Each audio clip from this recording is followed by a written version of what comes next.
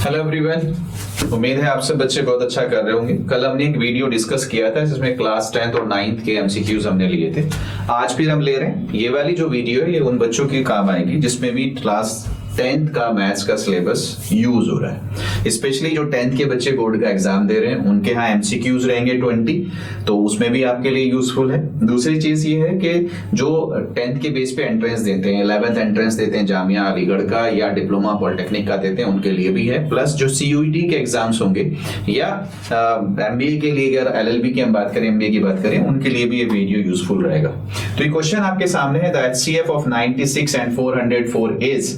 आपसे एचसीएफ की बात कर रहा है। एचसीएफ हमारे पास जो होता है वो हाईएस्ट कॉमन फैक्टर है। एक तो अगर आप इनके फैक्टराइजेशंस कर लें, अगर हम बात कर रहे हैं 96 की, तो 96 के आपके पास फैक्टर्स हो सकते हैं।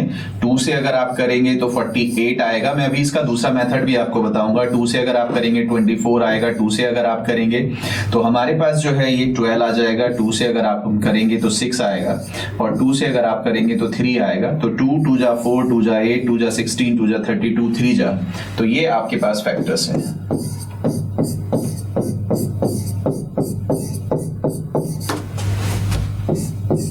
ये हमारे पास HCF जो हमारे पास होता है वो हाईएस्ट कॉमन फैक्टर होता है। अगर आप 404 के करेंगे तो 404 के भी इसी तरह से आप करेंगे। 2 से अगर आप करेंगे तो 202 आएगा। 2 से अगर आप करेंगे तो 101 आएगा। इस तरह से हमारे पास आएगा। आपको अगर देखना है तो कॉमन फैक्टर्स हमारे पास 2 2 जा 4, ये हमारे पास कॉमन हो रहा है, तो 4 हमारा आंसर है। लेकिन अच्छा ये भी था कि जब आपको HCF दिया हो, अगर ऑप्शंस ऐसे हो, तो आप जरा यहाँ ध्यान से देखिए कि आप इस तरह से भी कंसीडर कर सकते थे कि भाई हमारे पास क्या है, HCF में 1 कह रहा है, तो ध्यान रखिए 1 सबका फैक्टर होता है। 2 की अगर हम बात करें, 2 is the factor of all even numbers, तो 96 का भी फैक्टर होगा और 404 का भी होगा। तो अगर इन दोनों में हाईएस्ट की बात करूं तो इसका मतलब 1 नहीं है, 2 मेरा HCF है। लेकिन अगर बात में यहाँ पे 3 की कर रहा हूं तो 3 इन दोनों में बड़ा हो जाता है। तो 3 आपके पास 96 तो डिविजिबल है, 404 नहीं है। कॉमन फैक्टर का मतलब दोनों को डिवाइड करें तो ये नहीं है। आप 4 से देख सकते हैं, तो 4 से 96 भी डिविजिबल है और 4 से 404 भी डिविजिबल है। तो इन सारे नंबर्स में ऐसा फैक्टर, ऐसा नंबर जो सबको डिवाइड कर रहा हो वो 4 आता है, तो 4 इज द आंसर। तो अगर आप चेक करेंगे तो फैक्टर से ज्यादा, फैक्टराइजेशन से ज्यादा ये एक इजी अप्रोच रहा कि आप डायरेक्ट चेक कर सकते हैं। दूसरा क्वेश्चन हमारे पास है, अगर हम देखें यहाँ पे आप देख सकते हैं कि जब आपसे HCF की बात करता है 2 कॉन्सेक्यूटिव नेचुरल नंबर्स, तो हमारे पास एक इवन नंबर आता है कॉन्सेक्यूटिव में और एक ऑड नंबर आता है। उनमें कुछ भी कॉमन नहीं होगा, ध्यान रखिएगा। अगर कुछ भी कॉमन नहीं होगा तो HCF हमारा 1 होगा। दूसरी बात ये, जब इस तरह के क्वेश्चंस देता है कि कॉन्सेक्यूटिव 2 नेचुरल नंबर्स का HCF बताओ, तो आप कोई भी एक एग्जांपल ले सकते हैं। सबसे इजी एग्जांपल होगा कि आपने सपोज करा एक नंबर 1 लिया और एक नंबर 2 लिया। These are our 2 consecutive natural numbers। तो अब आप बताओ इसमें HCF कौन सा होगा। 3 नहीं है, 4 नहीं है, 2 कॉमन नहीं है, तो ओनली 1 इज द HCF। तो इस तरह से आप एग्जांपल देके कर सकते हैं। नेक्स्ट की अगर मैं बात करूं, आपके पास क्या कह रहा है, one of the quadratic polynomial x square plus 3x plus k is 2 then the value of k। आपको ये मालूम होगा कि भाई अगर आप ये कह रहे हो कि ये हमारे पास क्वाड्रेटिक पॉलिनोमियल है और उसका एक रूट 2 है, तो जब x की जगह हम 2 रखेंगे तो उसकी वैल्यू 0 आ जाती है। अगर आप इसको रख देंगे तो आपके पास k का आंसर आ जाएगा। x स्क्वायर की जगह 2 रख दीजिए तो 2 का square plus 3 into 2 plus k is equals to 0। तो ये हो गया आपके पास 3 2 जा 6, ये आपके पास हो गया 2 स्क्वायर 4, 6 प्लस 4 10 हो गया। 10 को इधर लेके जाएंगे तो -10 इज द आंसर। तो ये हमारे पास आंसर है, k इज इक्वल्स टू -10। ये हमारे पास नेक्स्ट क्वेश्चन है, 5 years ago A was thrice as old as B and 10 years later A shall be twice as old as B. What is the present age of A? अगर आप language के हिसाब से ही equations बना देंगे तो आपका आंसर आ जाएगा। यहाँ पे ध्यान रखना होता है, जब एज की बात करता है 5 years ago, एक यहाँ पे A है और एक यहाँ पे B है। अगर मैं करंट एज A की A सपोज करूं, B की B सपोज करूं, तो 5 years ago का मतलब है A was A-5 and B b was b minus 5। ये हमारे पास है। आपसे कह रहा है 5 years ago a was thrice, तो ये सर हो जाएगा 3 से मल्टीप्लाई कर दीजिए। तो अगर मैं इसी को यहीं पे लिख दूं तो ये हो जाएगा 3b minus 15 as it is. हम इक्वेशन सपोज कर लेते हैं। आपसे कह रहा है 10 years later, जब 10 years later की बात करते हो a plus 10 आएगा और b plus 10 आएगा। हमसे कह रहा है shall be twice as old as b, now ये हो जाएगा 2 times।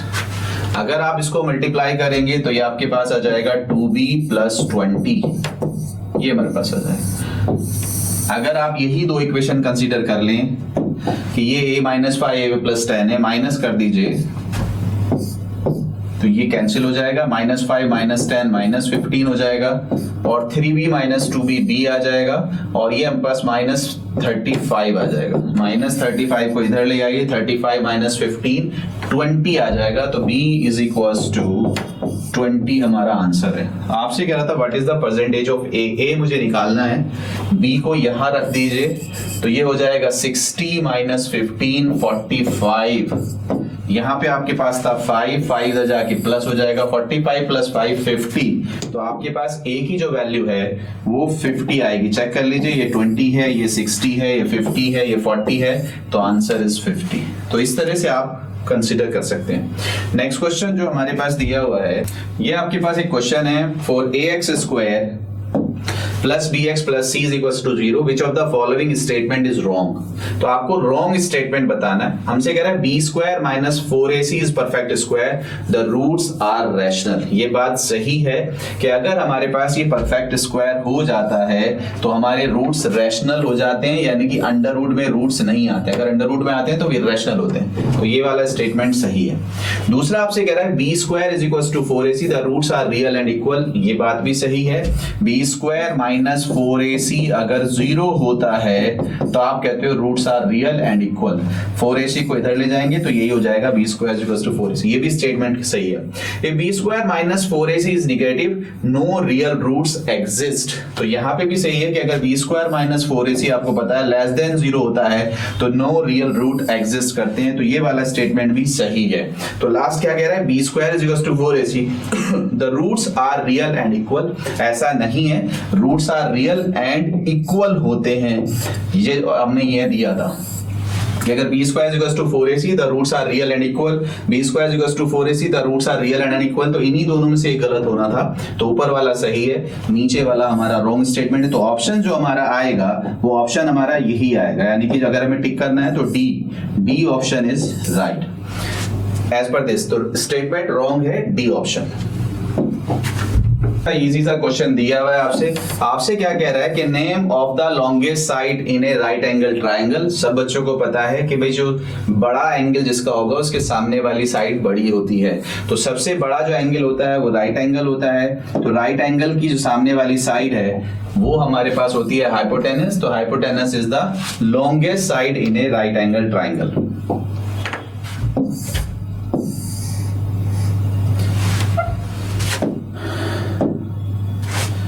आपसे कह रहा है what is the appropriate condition to construct a quadrilateral.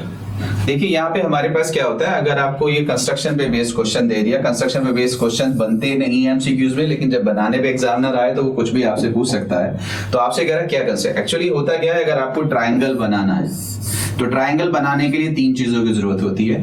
अगर क्वाड्रिलेटरल बनाना है तो 4 चीजों की जरूरत होती है। तो यहाँ देखिए when 4 sides and 1 diagonal are given, यहाँ पे आपके पास 5 है तो मुझे इसकी जरूरत नहीं है, एक्स्ट्रा है। आपसे कह रहा है when 3 sides and 1 diagonal are given, तो आपको 4 थिंग्स आपको मिल गई, 4 डायमेंशंस मिल गए, तो ये आपका काम चल जाएगा। When 2 sides and 1 diagonal are given, not possible, जब तक कि उसको कहना दे कि ये रेक्टेंगल है, स्क्वायर, यानी कि एंगल भी गिवन ना हो। And none of the above, तो कोई जरूरत नहीं है, B is the right option. अगर आपको 3 साइड एक डायगोनल दे दे तो आप क्वाड्रिलेटरल कंस्ट्रक्ट कर सकते हैं।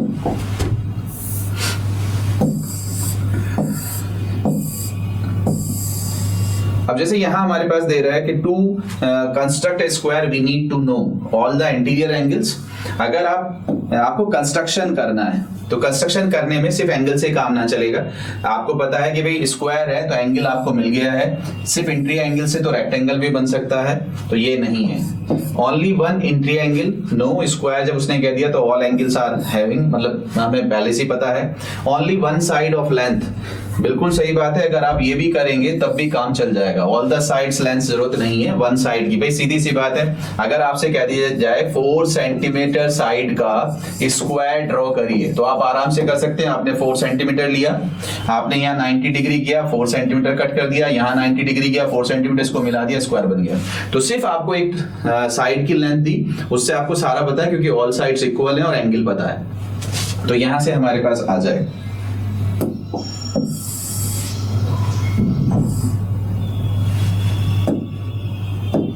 आपसे कह रहा है एरिया ऑफ सर्कल मेंसुरेशन के, उसमें क्वेश्चन जो है ये मेंसुरेशन पे बेस्ड है।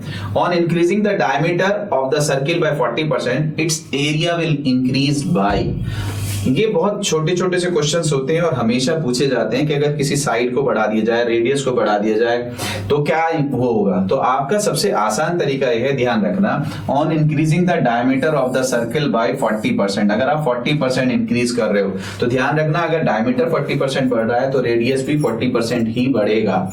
जैसा मैं अगर आपसे कहूं, इसका सबसे आसान तरीका क्या होता है कि आप ये सपोज कर लें कि रेडियस को एक डायमेंशन ले लें, एक नंबर ले लें। जैसा मैं आपसे कहूं कि भाई डायमीटर जो है हमारा 20 है, ये हमारा 20 है।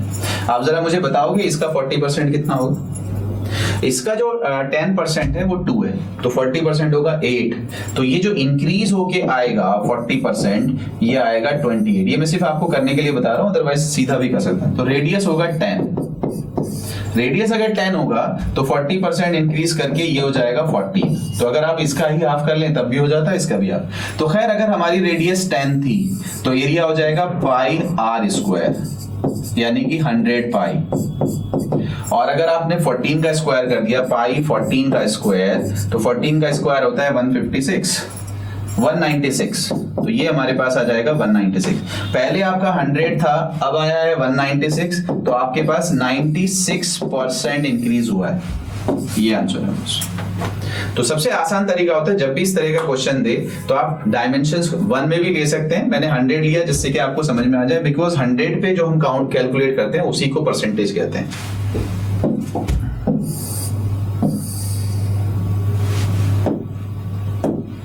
आपसे कह रहा है diameter of a wheel is 40 centimetre, how many revolution will it make on covering 176 metre square. हमसे क्या कह रहा है, diameter of a wheel 40 centimetre है। अगर डायमीटर आपका 40 सेंटीमीटर, रेडियस 20 हो जाएगा।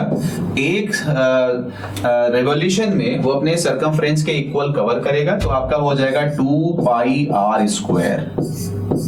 2 पाई आर नॉट स्क्वायर, तो 2 पाई आर हो गया इतना डिस्टेंस वो कवर करेगा। सेंटीमीटर की बात हो रही है। How many revolution will it make to covering 176 metre. तो सपोज करो x रिवोल्यूशन ले रहा है, तो x से इसको मल्टीप्लाई कर दो, इज इक्वल्स टू 176 मीटर है। मीटर को अगर आप चाहें तो 70 मीटर में कर सकते हैं, इतना आंसर आएगा। तो अगर मुझे x निकालना है तो इन सब से डिवाइड कर दीजिए। अब आपके पास कितना आ रहा है, एक तो 0 से 0 ही कैंसिल हो जाएगा।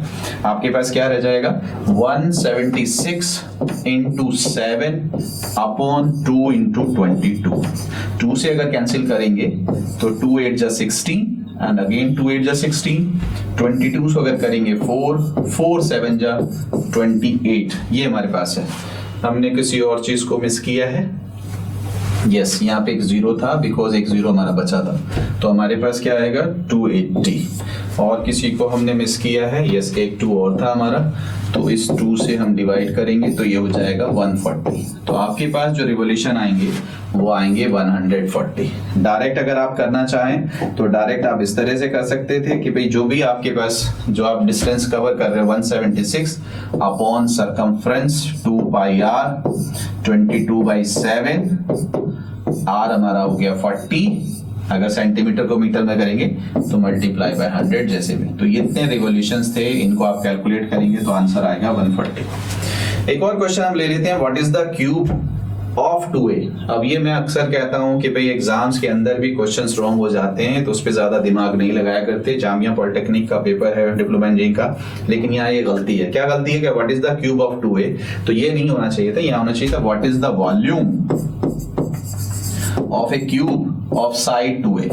तो अगर साइड दिया हुआ है तो वॉल्यूम क्या होता है क्यूब का, साइड का क्यूब होता है। तो ये हो जाएगा 2a का क्यूब, बहुत ही सिंपल 8a क्यूब। तो यहाँ पे 8a क्यूब ये हमारा ऑप्शन है। वैसे भी अगर आप देखेंगे तो क्यूब की बात कर रहा है तो क्यूब से वॉल्यूम ही निकलवा रहा होगा, तो आंसर हमारा है 8a cube.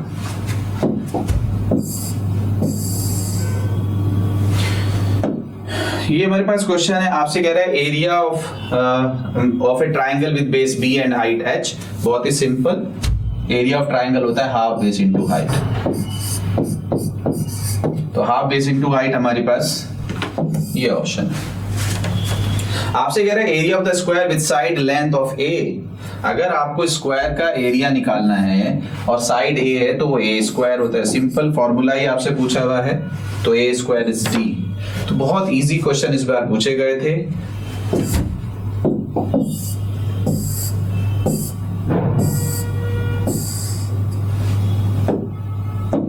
Area of parallelogram with length l and breadth b, ये हमारे पास है। आपसे क्या कह रहा है कि भाई हमारे पास पैरेललोग्राम है, ये l है और ब्रेथ दिया हुआ है। अब ध्यान से देखिए, यहाँ ब्रेथ कह के पैरेललोग्राम को कंफ्यूज कर रहा है। एक्चुअली होता क्या है, अगर हम रेक्टेंगल कह दें तो rectangle is also a parallelogram. उस केस में हमारे पास ये l होगा, ये b होगा और एरिया होगा l इंटू बी। या फिर अगर यहाँ ब्रेथ की बात करें तो breadth as a height consider किया जाएगा, तब भी हमारे पास आ जाएगा l इंटू बी। तो l into B is our area of parallelogram. ध्यान रखना, जो हमारे पास स्क्वायर होता है वो पैरेललोग्राम में भी आता है, रेक्टेंगल में भी आता है। एक आपको क्वेश्चन और दिया हुआ, 1 सेंटीमीटर इज इक्वल्स टू, आपको किस में करना है, मिलीमीटर में करना है। तो 10 मिलीमीटर होता है, मिलीमीटर में ही चाहिए था। तो 1 सेंटीमीटर इस बार यूनिट बड़ा है, मिलीमीटर छोटा है, आपने स्केल पे देखा भी होगा। तो 1 centimetre is equals to 10 millimetre.